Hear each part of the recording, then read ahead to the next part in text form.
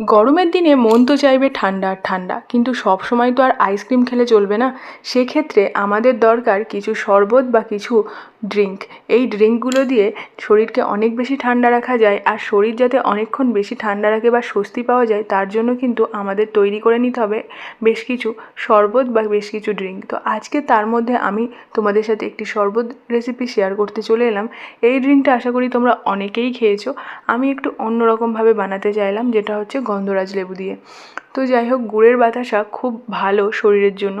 যারা যারা বাতাসা বা চিনি এরকম কোনো জিনিস খাও তাদের ক্ষেত্রে বলবো গুড়ের বাতাসা কিন্তু শরীরের জন্য অনেক বেশি ভালো বা স্বাস্থ্যকরও বলতে পারো। তাই গুড়ের বাতাসা খেতেই পারো, শরীরকে এটা অনেক বেশি ঠান্ডা রাখে এই গরমের দিনে। তাই গুড়ের বাতাসা জলের মধ্যে সুন্দরভাবে গুলে নিন, আর একটা গন্ধরাজ লেবুকে স্লাইস করে কেটে নিচ্ছি গার্নিশিংয়ের জন্য।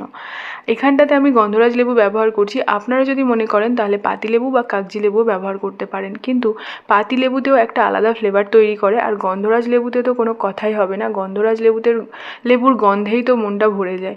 তো যাই হোক, এটা সুন্দরভাবে এরকম করে কেটে নিন।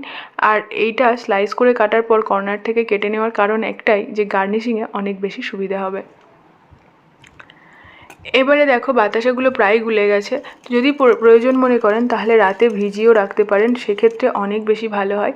রাতে বাতাসা ভিজিয়ে সকালবেলা খেতে পারেন, তাতেও অনেক বেশি ভালো। কারণ যারা সকালবেলাতে লেবু গরম জল খান তাদের ক্ষেত্রে এই শরবতটাও একটা ভালো শরবত বলতে পারেন।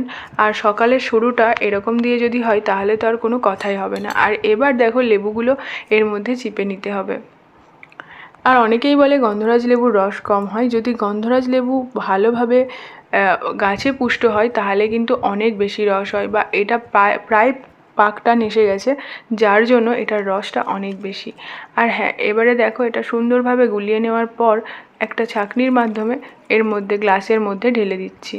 লাগলো মাত্র বাতাসা, বিট লবণ আর লেবুর রস। ব্যাস, এতেই যে অসাধারণ স্বাদ তৈরি হবে না, সেটা সত্যিই বলে বোঝানো যায় না।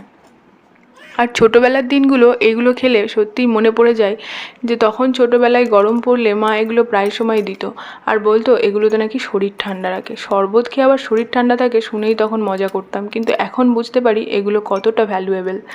যাই হোক, উপর দিয়ে বেশ কয়েকটি আইস কিউ দিয়ে দাও, দিয়ে জলটাকে অনেক বেশি, এই শরবতটা ঠান্ডা হয়ে যাবে। আর এই শরবতটা ঠান্ডা ঠান্ডা খেতে আরও অনেক বেশি ভালো লাগবে। তাই গরমে ভরসা করো না আইসক্রিম কিংবা অন্যান্য কোনো জুস। তাই দেরি না করে বাড়িতেই বানিয়ে নিন এমন একটি ড্রিঙ্ক। আজকের রেসিপি এটুকুই। ভালো লেগে থাকলে অবশ্যই লাইক, শেয়ার, কমেন্ট তো অবশ্যই থাকবে। আর আপনারাও ভালো থাকুন, সুস্থ থাকুন। নতুন পর্বে আবারও দেখা হচ্ছে। আজকের মতো এখানেই বিদায়।